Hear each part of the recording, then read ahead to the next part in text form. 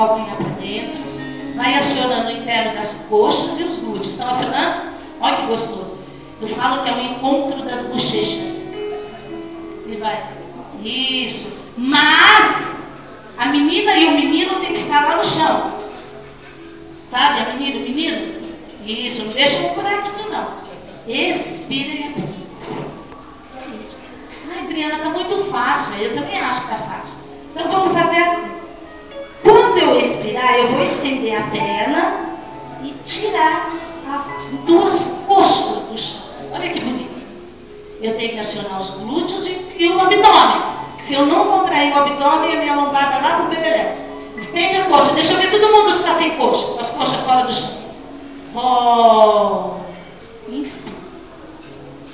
Cuidado que você está acionando a sua lombar. Ela aqui, Carol. O abdômen fica no chão. É a coxa que vai. Viu a diferença? A crista ilíaca. E volta. E vai. Respira. Isso.